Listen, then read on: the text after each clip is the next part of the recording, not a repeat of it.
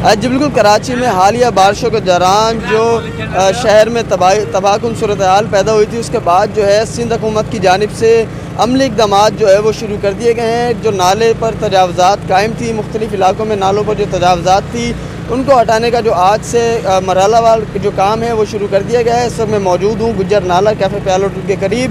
یہاں پر میرا کیمرہ مین آپ کو دکھائے گا کہ یہاں پر بڑی تعداد میں جو ڈی سی کا عملہ ہے، اینٹی انکروچمنٹ ہے، پولیس ہے، بھاری نفری یہاں پر پہنچ گئی ہے اور باقاعدہ جو تجاوزات ہیں ان کے خلاف آپریشن کا آغاز کر دیا گیا ہے۔ اسسٹنٹ کمشنر ارسلان صدیقی کے مطابق پہلے مرحلے میں جو سافٹ جو جگہیں ہیں، جو کمرشل جگہیں ہیں، جو پتھاریں ہیں، ان کو مسمار کیا جائے گا، جبکہ اگلے مرحلے میں جو ہے یہاں پر جو لوگ رہائش پذیر ہیں، جو تجاوزات قائم کر کے بیٹھے ہوئے ہیں، ان کو ہٹایا جائے گا۔ تقریباً 30 فٹ جو ہے دونوں اطراف سے جو ہے 30 فٹ جو ہے جگہ خالی کرائی جائے گی۔